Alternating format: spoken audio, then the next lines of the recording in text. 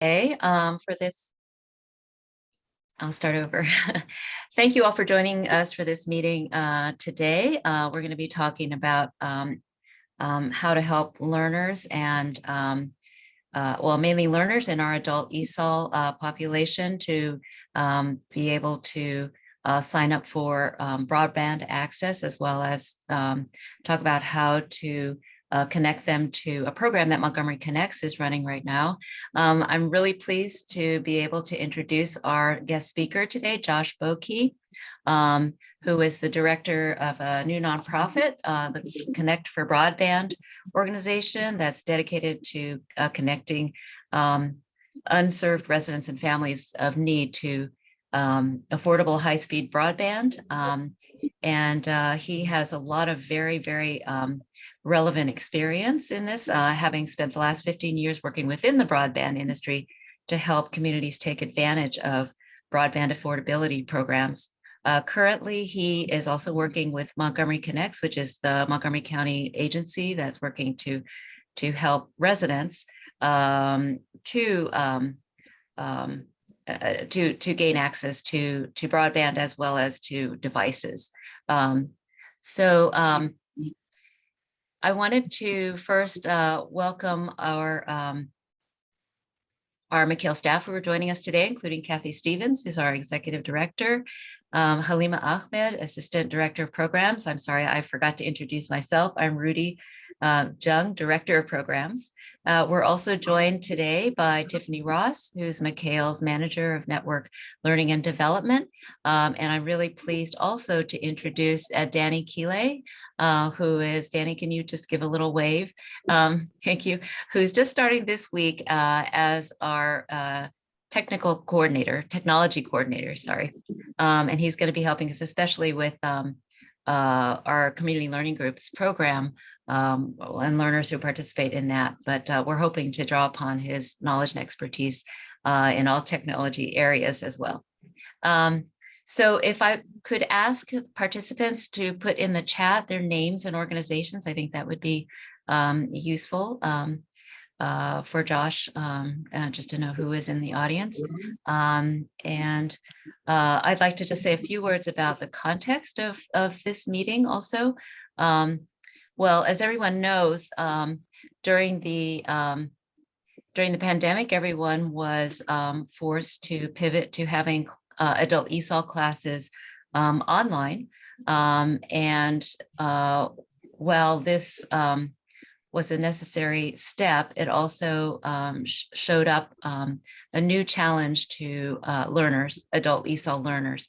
And this was that not all of them have reliable internet access, and some of them do not have devices outside of their phones to attend classes on. And while phones do work, it's not optimal because they can't see very well when you share the screen and all of that. So McHale has been thinking about how we can provide support to programs, adult ESOL programs in our coalition on this. And so that's why we've been in discussion with Josh about how we can help. So Josh is going to do a presentation on both the Montgomery Connects program that is all about distributing laptops, but also about the sign up for broadband accessibility. So we're going to start with the laptop distribution program, and then we'll have ample time for all of you to ask questions, as well as I would like to take this opportunity to talk with program managers, and if there are any instructors here, about ways that McHale can help facilitate access to these programs. So I think I'll stop there and hand it over to you, Josh. Great. Well, Rudy, thank you. And Rudy and Kathy, thank you both, and the McHale team for having me here this afternoon. Rudy, I should ask Rudy to introduce me at all of the groups that I present to, because I think she does a much more succinct and better job than I can. So thank you, Rudy. Really captured that there. Good afternoon, everyone. It's a real pleasure. As Rudy said, my name is Josh Bokee. I am executive director of a brand new nonprofit called Connect for Broadband.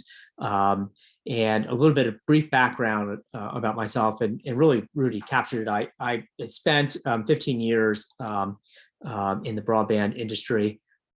During the pandemic, had one of those moments of I think I want to take the insight and knowledge, and I call it a professional pivot, and apply that to the public good. And in this case, how do we being able to help connect families and individuals who do not have internet access today with the resources that they need. And I'm going to share my screen in a moment to dive right into the Montgomery Connects program, and then about the federal government program that is for subsidized internet. But let me, I guess 2 points that I'll frame this way. First, everyone on here, and I just want to say thank you, I think, to everyone on here and what you've been doing, your organizations have been doing, not just in the ESOL space, right, but in helping residents be able to be successful and to be able to navigate during the last several years, the last 2 years especially, which has been the most challenging, right, probably as a community standpoint that we have ever faced in our lifetimes. And, through all of that, this is also, and I would say this is where I would frame this, one of the most probably dynamic times in terms of an opportunity, in terms of opportunities that exist to be able to connect people to the digital world. And, what we're really focusing on is digital equity, and how do we close the gaps that exist today amongst our community in helping to ensure that every resident, regardless of income, regardless of background, regardless of circumstance, has the same opportunities to use technology to be connected to the wider world around them, so that they can participate in both, in our local economy, participate in our community, be connected to the families, and frankly, even being able to connect and into our greater democracy. And so, but with that, with all of these new opportunities and resources and funding, there are, it's challenging, and there's a lot of navigation happening because there's a lot happening at the same time. So my background is that then I am partnering with the Montgomery County Office of Broadband Programs. Mitzi Herrera is the lead in that office. And they created what's called the Montgomery Connects program. And I'll go ahead and share my screen here. And before we got started today, I said this would be the most challenging part of my day, even after 2 years plus of doing this. Okay. Rudy, I'm going to look to you. Can you see my screen? Okay, great. I'm getting a thumbs up. So we'll go right here. So Montgomery Connects is it's a digital equity initiative of the Montgomery County Office of Broadband Programs from the Department of Technology and Enterprise Solutions. Let me start with first in terms of one way that digital equity is defined. I won't say it's the all-encompassing way, but one way that perhaps frames what the objective of the Montgomery Connects program is. Right, digital equity defined as a condition which, as I mentioned earlier, all residents can access technology, so they can be fully participate. And when we think about digital, the part that goes with that is digital inclusion, right? The actions that are taken to achieve digital equity. And from my standpoint, and I think also from the Montgomery County office standpoint, that it is a three-legged stool. That if we were to close the digital equity gap, right, we have to help ensure that everyone has a device, a computing device at home, that everyone has access to high-speed broadband internet. And then the third piece, right, that education and training, that we could have the device, you can have the access to the internet, but if an individual is not comfortable or doesn't have the training or the awareness about how to utilize that fully it's still, it doesn't mean a lot. And that's the third piece. And we need all three of those pieces to be able to move forward. So Montgomery Connects created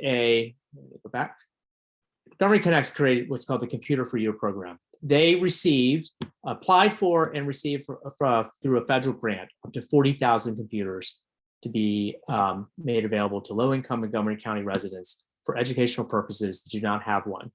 The grant is technically actually tied to the library system, but the Office of Broadband Programs is the grant manager and is managing the program. And these are new Chromebook laptop computers. The current set are Dell computers. And in terms of what is required, because it is tied to the library program, that everyone has to be a Montgomery County resident, although they do not need to be a US citizen. It ties back that everyone who applies for the computer has to have a library card number to be able to register. At the moment, the program is open to one computer per resident, age 7 and above. And I'll talk a little bit about how the processes work to date, but everyone pre-registers for an appointment and then picks up the computer in person. That goes for, again, school kids as well. Montgomery Connects, the Office of Broadband Programming did an analysis based on census data in terms of where is the greatest need, because that's the aim of the program, right? And that is how the program has been rolled out. And the program began in June and is expected to go through June, July, and August, based on projections, maybe into September as well, based on projections of availability and of the computers. But it is when you look at the census data, and it's not surprising, right, that the greatest need based on demographics, based on income, is East County, Mid County, and Up County. And indeed, that is where to date distribution events have been occurring. And they've been tied to areas, locations that are trying to be the most accessible from a transportation standpoint. And this is the overall theme, right? Is that the overall theme from the Montgomery Connects program is try to reduce as many barriers as possible, while obviously still fulfilling the requirements of the federal grant program, and from auditing standpoints. So, for instance, the distribution events have been held at county rec centers, East County Rec Center, the Wheaton Library Community Rec Center, in Up County, the Up County Services Center, actually at the WorkSource Job Center, with the distribution sites having rotated in terms of times. So times available in the afternoon, times available in the evening, and times then available on the weekends. It is not surprising that demand is very high, although I will say that I think at first there was a question about how can the program most effectively distribute 40,000 computers that has limited staff and support as part of that grant to do so, and has to do so within a specific time period. But that has not turned out to be the case, because as distribution event appointments have been made available online, they fill up almost as quickly. And so this, by the end of June, we project about 7,000 computers will have probably been distributed by the end of June. We're in a brief, what I would call, pause is not the right word, but the computers are ordered in blocks. And so the next shipment of computers will actually arrive in about mid-July. And so this has given us an opportunity to take a breath and evaluate where the program is right now, and to then actively engage with the nonprofit organizations and agencies in Montgomery County. So if you could think about it, and right, to be candid, right, it has been very much flying the plane and putting the wings on at the same time, because the effort was, let's get the program launched to demonstrate, to understand some best practices, to demonstrate success. But now the goal is, I think, to continue to try to be even more deliberate. And this brings me to the presentation today of how we can best partner with the nonprofit organizations to help ensure that these devices reach the clients that you serve. And so that is, there may be a couple, we can talk about that perhaps in a Q&A, and I think that's also probably for a follow-up discussion. But my mission here is to, I think, one, to gauge for follow-up afterwards. And will be the point coordinator for Montgomery Connects, that if your organization is interested to have your clients be able to either, one, to have this information get to your clients, and they can either register for an appointment site as they come available in July and August on their own, or that we may be able to follow up with you so that we could help essentially wall off appointment times so that the clients that you serve, residents that you serve, have that ability to schedule right into there. I don't want to go too much into the weeds of that because I really want to, I think the most important takeaway is that I'm available and want to be very proactive to work afterwards with partners so that we can figure out what would be the best methods to be able to to put a device in the residents that you serve that have a need for one. And this, again, this is a little bit of information in terms of, as we do distribution events, that they're always indoors. The Wi-Fi is on site because the team that is on site, utilizes the Wi-Fi to go back to look at who is registered, sufficient room, secure, just a little bit of information about that. And then this is my information here. So as Rudy had said, this is sort of a two-part presentation because I think we didn't want to confuse the requirements of Montgomery Connects program from the federal program that we'll talk about in a moment that is providing funding for internet access. So Rudy, perhaps I'll pause here and Yes. how you'd like to take it from this standpoint. I think this would be a good time to stop for questions. If you wouldn't mind unsharing your screen, and then we can perhaps open for questions or comments. We're a relatively, well, I'm not sure how many are on here, but feel free to raise your hand or put a question in the chat.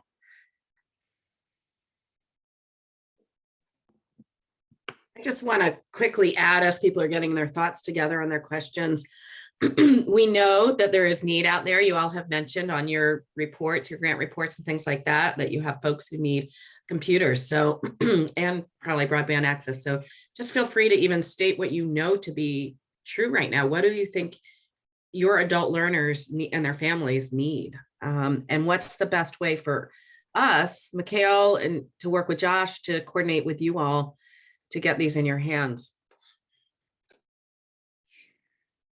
So I see a question in the chat from Vivian. How can people who get a free computer access free software? Thank you, Vivian. Yes. So, and I should have mentioned this before. So the requirements of the federal grant, or I guess I should say the limitations, are the federal grant pays for the device and they pay for a limited amount of staff to help distribute the devices as such. But they do not pay for is that the federal government prohibits software to be installed. Now, what Montgomery Connects is doing is they are providing information about how you can go about installing or accessing, for instance, the Google Workspace suite, right, that mimics the Microsoft product. That's one option that we're making information available for everyone. And I don't know how many people here may use the Google Workspace suite. I use it actually quite often myself. I wouldn't say it's the wave of the future. It's here now, but that is how that works today. Thanks. I believe Steve Amar had his hand up. Yeah, thank you. So I'm here today. I have two purposes, I suppose. One is I'm the ESOL director at Neillsville Presbyterian Church. So I'm sure we have students that could be in that category to need a device, but we're also in the process of helping resettle an Afghan refugee family. And one of our requirements is to get them up and running with ESOL instruction within 10 days after arrival.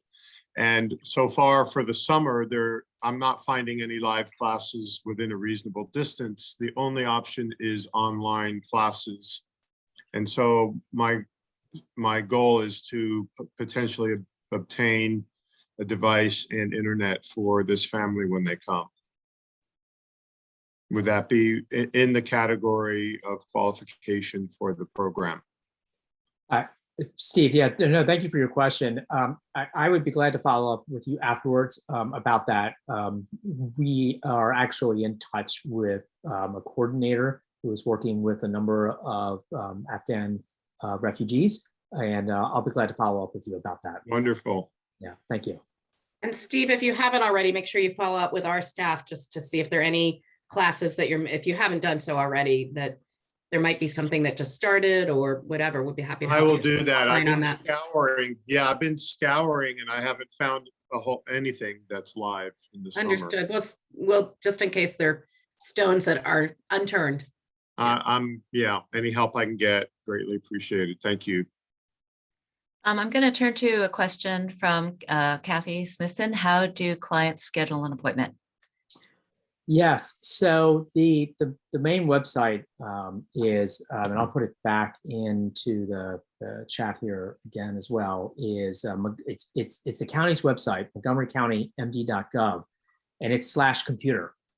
And that'll take you to the website, and it takes you to how you can register and for the appointments. And if you were to go on to there right now, you'll see every appointment is essentially booked right through June. We've not opened them up yet for July and August. We're actually working to set those site locations up now. But and I think this ties in, I think, to the next question as well in the chat. Yes, all information from the county is in English and Spanish as a default, and I will be able to provide that information. We do actually have flyers specifically for the Montgomery Connects program itself that you can either send electronically as a PDF or print out as well, whichever you prefer. But yes, we can do both of those.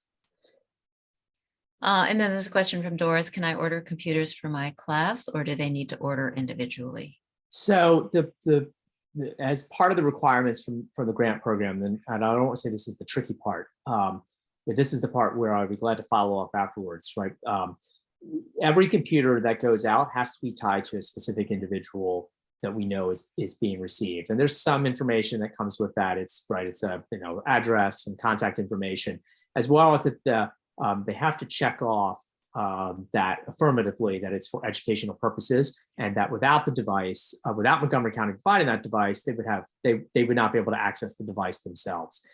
So with that piece, that would prohibit us, for instance, sending bulk computers out of any size without them already being tied to specific individuals that with that information.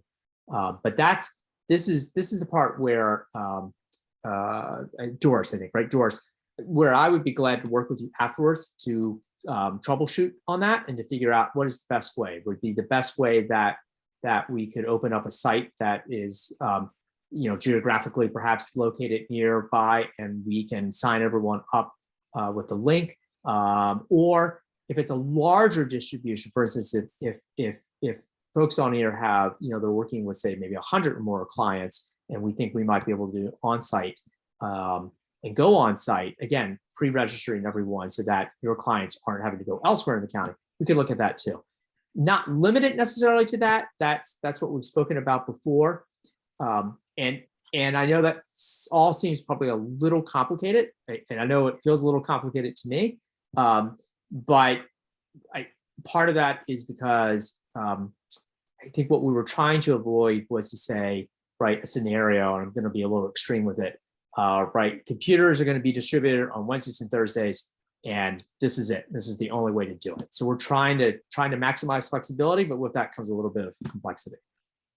Go ahead. I'm sorry, Rudy. That's okay. Shannon had her hand up. Yes. Hi, Josh. I think we've been communicating over email a little bit, so great to see your face. Oh, yes, likewise. Kind of following up on those communications. Yeah, here at CASA, we would really love to coordinate a pickup for our students. So if we could work on confirming a date for that would be wonderful. But I think best day is definitely Saturday for whenever that does occur. Then about like getting people actually registered for that event, if you were able to share a link with us, that would be good. It has been extremely cumbersome getting our learners up to the point where they're ready to actually go and pick up in person, just because kind of not having a computer goes hand in hand with limited digital literacy. And so we've had to do a lot of hand holding to walk people through the various requirements. One thing that has been very challenging is the library cards. When we were in person, kind of we could organize a class field trip and everybody goes to the library and gets their library card that way. Now that we're doing it virtually, there are people who can do that. But what for many might seem kind of like a simple process, their virtual setup for getting a library card has been difficult for others. And so we have had to have some in-person events to get people, like show them how to navigate around the website and their email to do that. So yeah, kind of that being said, then that last step of actually having them register for the event, I can see being an additional challenge. Because with all the other steps, we kind of, as a staff, walk through it ourselves, and then we're able to explain it to the students. But since all of the dates are filled up, when you try to click to register yourself, you can't. So if we could, at a minimum, just see what that registration form looks like on our end, so then we can, show it to our students and explain, you put this here and that there type thing. That would be helpful. But yeah, if it was going to be like a specific event for us, then if we could, most of the information we have already collected on our end. And so then, kind of we can plug it into the form to streamline things. No, thank you, Shannon, and appreciate your ongoing your patience through the process too. No, we're very excited. We'll do what we need to do. This is awesome. Yeah, absolutely. So one option for not just for CASA, but right, but for I think for everyone on here too is that we can also I think we can also experiment with that. We could provide potentially an Excel spreadsheet that has all that required information out. And then if your organization decides that that is an option that you want to take that on to, because it, right, from a logistics standpoint, and I think for some it may be a better option, but not in every scenario, that you acquire all that information from your from the residents you're working with, and then submit that back to us. And then the two options then become, if it meets that threshold, we set around 100 just because of the staff cost involved and the truck and everything moving it. Then it could either be an on-site event at your organization, or let's say you're working with a smaller group of less than 100. But if you have essentially, instead of sending, if you prefer not to send them to a link individually, but you prefer to acquire that information, then we could then work in advance to say, okay, we'll be East County Rec Center, just as an example. And then we will make sure that, those will have all their information. And when they come in to pick up that computer, right, during those times, we know that they're already set. They don't have to try to go into the main form and sign up. So that could be the other way to do it too. There's a couple, again, trying to provide kind of multiple options to best meet everyone's needs. No, thank you. If I could jump in here also, I was talking with Josh earlier, or I guess late last week, about the ways that that McHale might be helpful in terms of enabling their learners to access this. But it might make sense for organizations like CASA to have your own distribution event because the numbers, you have a large numbers, but I'm also interested in perhaps following up on this meeting with just a query to our coalition members and to see if we can somehow facilitate, well, first of all, knowing who's interested, and then working out, finding those private appointments once your next meetings are set, Josh. So I don't know how many meetings there will be, but I assume there's going to be one in each region coming up in. Yeah, so what I'm focusing July. on, I've started on the rec centers, Mhm. which is from a space standpoint, they've been optimal. The libraries, some of the libraries, the rooms are just, even their larger meeting rooms just aren't kind of big enough for kind of meeting all those needs. However, if there are other spaces that folks on here think that might be, I'm open to suggestions, and then I can evaluate to see if they meet some of that, just make sure that basic criteria, that they're connected Wi-Fi and all of that. We can help kind of vet that. But if other folks feel that there are other spaces that, again, we're trying to make sure to choose spaces that are accessible, especially from a transportation standpoint. We just started at the rec centers because that seem to offer that option. Okay, and the way it is set up, just a follow-up question, is if we were to able to get registrations, say from learners, they have to register for a specific event in a specific place, or once they're registered, they could choose which place to pick up from? So if they would be, if we were offering a private appointment, we would identify a specific location and a specific date to begin offering those. Simply because if that would be, we think that's probably the best scenario to go with for that, to start with, and see how that works. Okay, and just to get an idea, how many people fit within say an hour of time or whatever? How many can be distributed at a shot? So it's the distribution events have been about 4-hour blocks, and in that it's anywhere from 300 to 500 appointments. So Okay. we can do, it's the process when someone comes in, if they have their pre-registration, it's getting to be anywhere from 10 to 15 minutes per person, but probably closer to 10 now that things have been in the swing of it. Okay, thank you. Sarah had her hand up.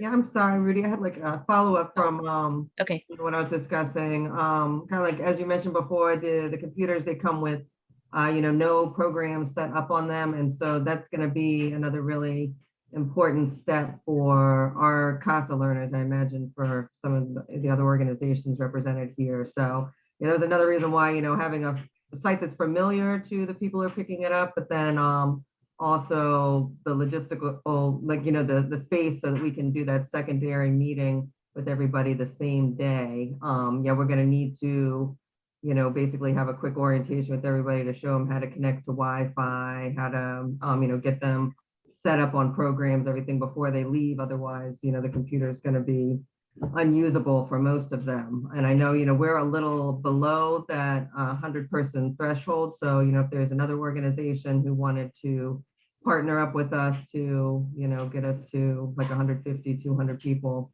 I know Gilcrest had a lot of people. Maybe we could partner with them. I'm not sure if they're here, but if there's another organization where you've got like 50 people, so it's a lot, but not quite enough, we'd love to collaborate.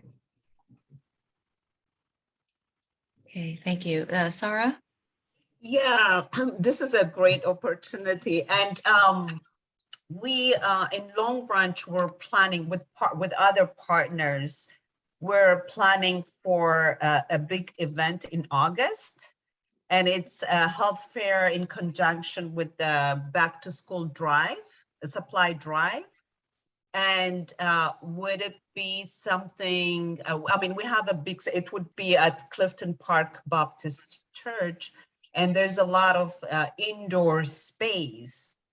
And would it be, I have to talk to my partners, but would it be something that you would consider to do the distribution if, like Shannon said, if we because I don't know if we would, I don't think from our students, I don't think I can have 100 people, but if we partner with other organizations, would it something that you would consider to come? Yes, Sorry, absolutely. I would definitely be interested to follow up with you about that. I know an organization it's not on here today, but I'm speaking with just earlier this week, same thing of back to school. And so just how we can think through together, what does that look like? What does the logistics look like? So yes, I would love to have a follow-up with you on that. That's great. Thank you. Because we also, I mean, from our English class, I'm not gonna have that number, but we're also planning to pre-register for the back to school drive. And that could be something that we could ask the families. We can Yes. add that question too. Yes, no, I think that's a logistic yes, let's talk afterwards. I appreciate that. Okay. Yeah, that's great. Thank you, Sarah. There's another couple of questions in the chat, and then I think we should probably move on to the second half of your presentation. Thanks for your patience, Maritza, with your question. Does this program require any legal status? No, it does not. Just a Thankfully. library card. That's correct. And I should just clarify that as long as the library card number is what is used to pre-register, but the person does not have to bring that with them. What they bring with them is just a confirmation in either paper or on their phone that they have their appointment that day. Then the team takes it from there and it's in the database. So I just wanted to. I realize I probably didn't clarify that, but again, in trying to kind of reduce barriers as much as possible, but meet the requirements of the grant, that they don't have to actually bring their card with them. Go ahead. I'm sorry. Go ahead, Rudy. No, that's okay. And then Doris, thanks for your offer of your space. If you don't mind just chatting in the chat where your location is and what the space is, that would be great. Sorry, with just one quick other one I see from Sarah is income required. No, it's not for the computers, but that's good segue into the ACP program, which actually has a requirement. Yes. And so let's see, Rudy, I'll go ahead and share my screen again. Is that Yes, works? thanks. Great. So if the Montgomery Connects program is, let's see. All right, Rudy, you can see that on there? Good. So if the Montgomery Connects program, if you think about that, and even though they're, obviously we're still trying to work through barriers, but if you think about this program is from a requirement standpoint, right, has tried to minimize barriers to the extent as possible. The federal government's affordable connectivity program doesn't quite fit that way. And has some other challenges in terms of qualifications. However, there is still a large need to be served and a great benefit from it. So I'll dive right in. A little bit of background. During the pandemic, there was a temporary program in 2020. It's called the Emergency Broadband Benefit Program, EBB, where the federal government would provide up to $50 per monthly subsidy. Essentially an e-voucher that then for families that qualified could take to their internet provider, whether that's Comcast, Verizon, even T-Mobile. That program was a temporary program. In place of then when the Biden infrastructure bill passed last fall, they put into their more sustainable ongoing program called the Affordable Connectivity Program, or ACP. Some changes to that. The subsidy, unfortunately, went from $50 to $30 per month for qualifying low-income families. It applies only to high-speed, only applies to internet service only. However, the upside to, I suppose, from that is that if the EBB was temporary, there was only a specific pot of money, it would only last for about a year. ACP, we project, should last for at least 24 to 36 months. And the goal of the bill drafters was that once the program is established, that it would be hard to, it'd be more difficult to take it away. We'll cross that threshold in 2 or 3 years, right? But for right now, there's a benefit that is available, and the goal is really how do we help try to make sure that everyone who can benefit from this is taking this, because it's money that comes back into the community. The state of Maryland allocated its own funding for this as well, a $15 monthly subsidy, and the two work very much hand in hand together. So it's up to $45 per month. includes $100 credit for a device. I don't want to focus on that necessarily. That has to be offered through a participating provider, and not all providers participate on that. But I just wanted to make that aware. And again, as I mentioned, the qualifications are different. And there's a step-by-step process to apply for it. So who qualifies for ACP? To qualify for ACP, a participant has to be enrolled in one of these following programs, or if their income is less than 200% of the federal poverty guidelines, which, and I thank Montgomery Connects for providing this breakout. In Montgomery County gives you an idea of what that looks like down below. You see my cursor there, if you can read that in the screen share. And they have to provide, they have to upload that proof of enrollment from one of these programs. So I mentioned, I'll keep this sort of high level, and I will provide flyers and PDFs of this program afterwards, same in both English and in Spanish for it.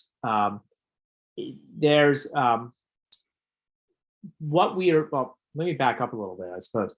At these distribution site events, and the goal at some of them, and our goal is for all of them going forward in July and August and into September, that as the computers are given out, we have a staff that makes both the information available about ACP, and then also can help enroll that resident into the ACP program on site.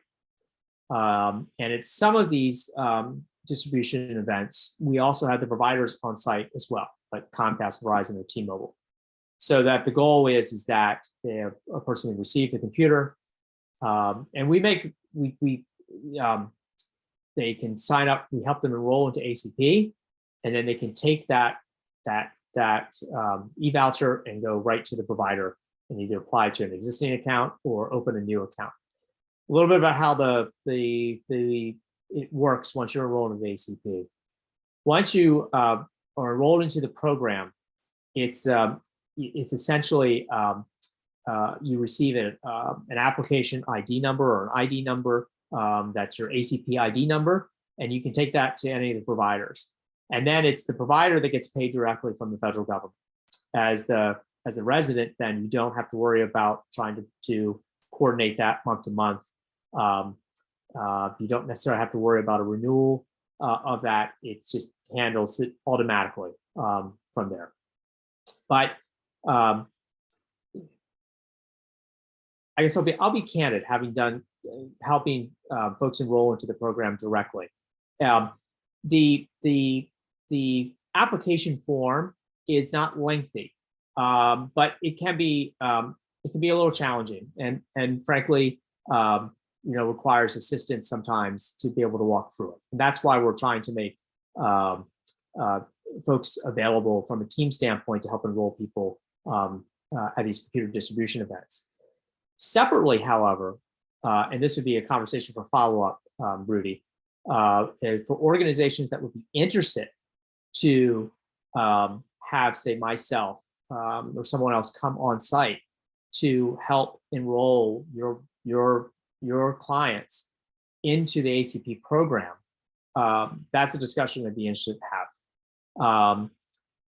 Also, in addition to that, though, to help train your staff members and your team about how ACP works and how then you can enroll clients or help point them and troubleshoot to enroll them directly as well.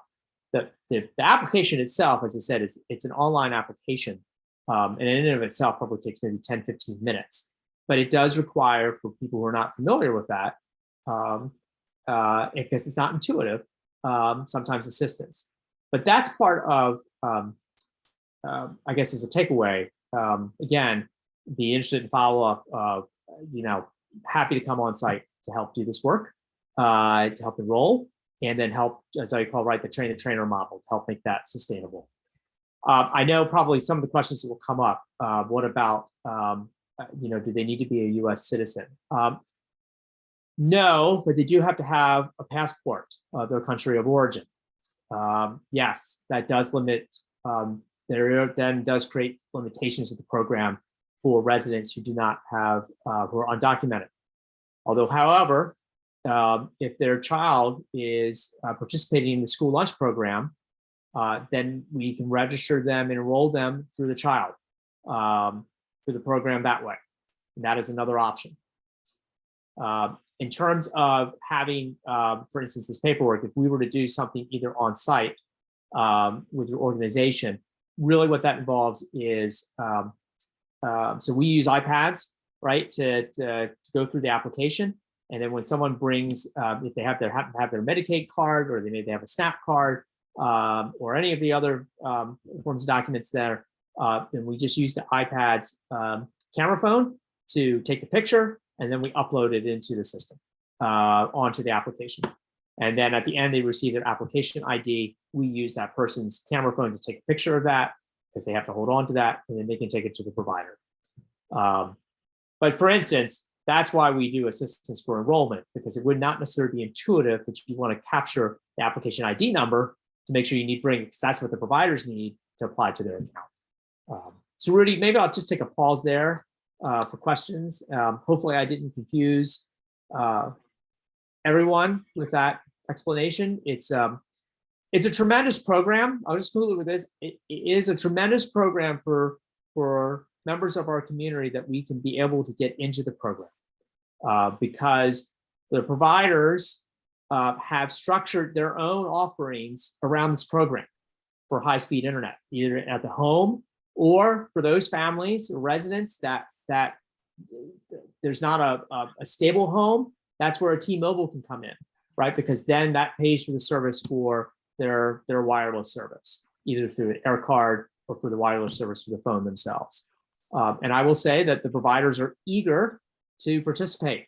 That's their business decisions, but the benefit still comes back right to the resident if we can get he or she into the program. Thanks, Josh. Kathy Smithson has her hand up. Yes. So it was really interesting what you said.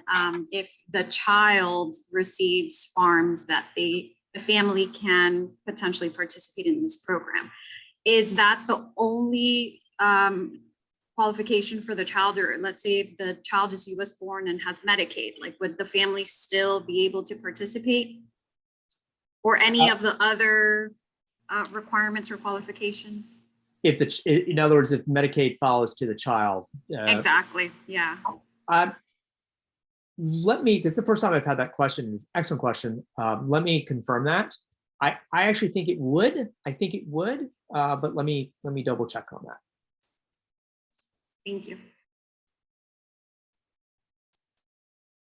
I shouldn't offer personal commentary, but I will. The ACP is one of those programs that offers tremendous promise, and I actually do think will offer tremendous benefits. But boy, it's frustrating from some of the not just from the requirements, the basic requirements, right? But just even things, right, that you have to make sure you have everything. It's on the one hand you understand it, on the other hand it doesn't make any sense.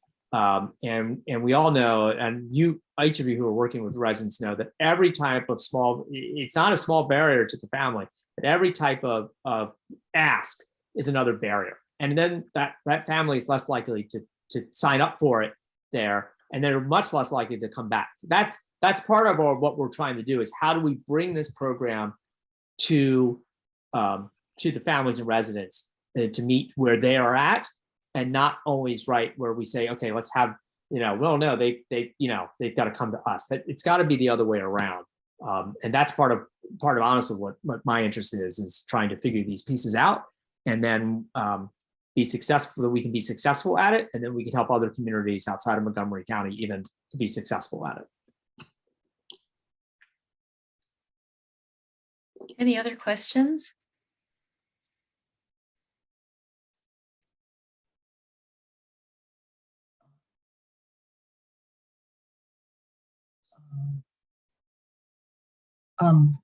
Vivian?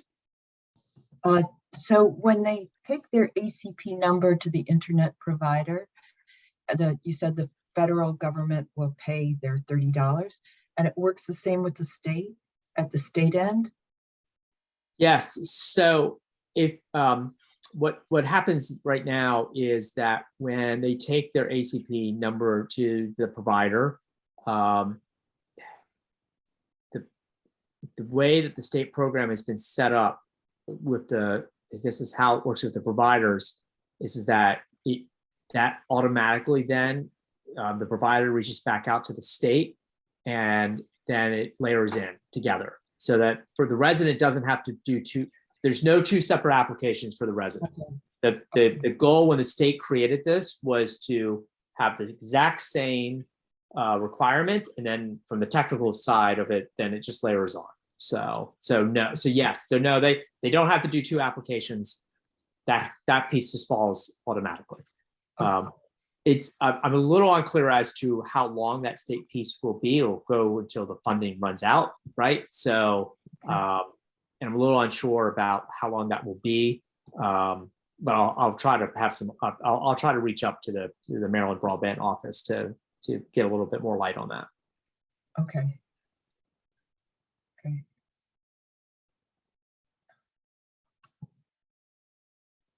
I think as a follow-up to this meeting, I would really like to reach out to programs and find out if there is interest in doing a train the trainer meeting, which if there's sufficient interest, I think Mikhail would be willing to work with Josh and do this. So I think it in my head, I'm thinking, well, we'll do a poll of ESOL programs and find out what the interest is, and go from there.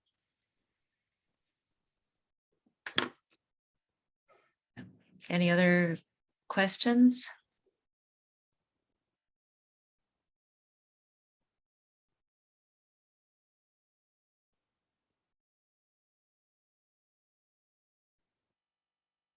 So I had one. You were saying that there's a subsidy from the federal government and one from the state. And so at these, when you help somebody sign up for the ACP, it's automatic that you help sign them up for the Maryland one as well, so that they have, okay. Correct. That higher happens on the benefit. back end with the provider. Oh, I see. Mhm. Okay. So I have a question. When people qualify and get this device, they own the device, right? Or no, it's just a loan to them when they are in the program. So yes, I apologize. So excellent question. So technically, the county owns the computer for 3 years. However, there is no expectation, and is not for the program, that they come back. That essentially they will be they will however that works. The county's in, they will write that to say they have been, at the end of 3 years, they're I'm blanking on the correct technical word on it. So, but the person who receives the computer does not need to worry about the computer coming back. So now I should mention that on the Government Connects program, because the county is not set up for this, there's no technical support built into the program for the computers. That it's just not part of the federal grant, and the Office of Broadband Programs does not have the resources to staff with that at this moment. So, And then so if we help the clients to install their computer, with some software, basic software, and it's okay. So they can, I can add a email, I can add some Google Translator, those things there, and help them to. Okay. absolutely, I would consider that the computer is never coming back to the county, and that it is for the benefit, educational benefit for the resident. And one last question. I remember seeing you say the person needs to get this computer personal. You know, they have to be there. But then some of our students, they are seniors, they really can't go by themselves. So we have to be there. We have to take them to, you know, wherever to pick it up. And that would be okay. Yes. Why don't we follow up afterwards and we can kind of work through that specific scenario. So what that is, because I can appreciate what you're saying onto that. I just didn't want to make a broad commitment here without obviously verifying with the partners, you know, that I'm the Montgomery County partner I'm working with. So yes, let's talk about what that looks like, and we can try to figure that piece out. Thank you.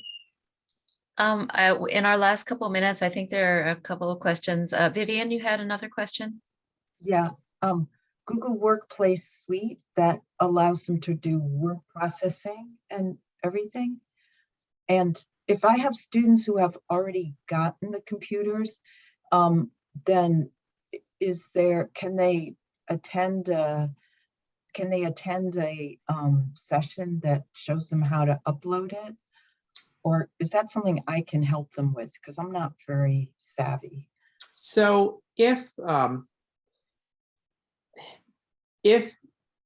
so for instance, the county has a partnership, right? Senior Planet Montgomery that does that students, that residents can sign, seniors, older adults can sign up for.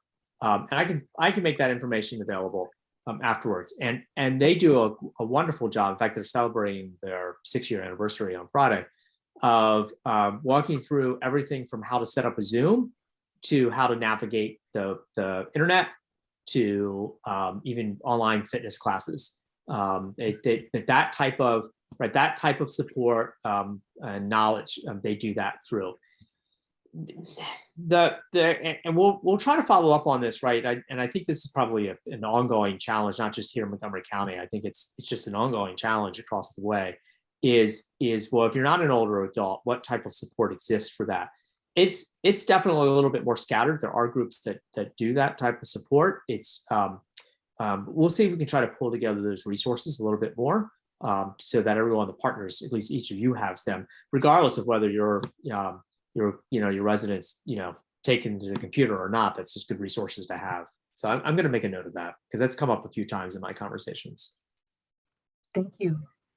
Thank you. Thanks. We're at time now, but because there was one other thing that came up in the chat. I know that, and I'm not sure Josh, you mentioned it, is that when people pick up their computers, they have to sign something that verifies that they're going to use this for educational purposes. Am I remembering correctly? That's correct. So actually, when they pre-register, they will check off that box. When they pick it up, they check it off again. It's more for the grant audit purposes in case. But there's no limitation in the computer itself on what kind of, no, like the Chromebooks unlike that yes, that's exactly. I knew what you said. Yes, unlike the MCPS, that's correct. Okay, thank you so much. We're already a minute over our time, but we'll really appreciate your time and your expertise, Josh. And I think there's a lot to follow up here in terms of, and I will be following up with our coalition partners and seeing how we can be helpful. But I know that a number of organizations have already reached out to you or will be reaching out to you individually. So I hope this was helpful for everybody. So thank you. And have a good afternoon, everybody. Thank you. Bye.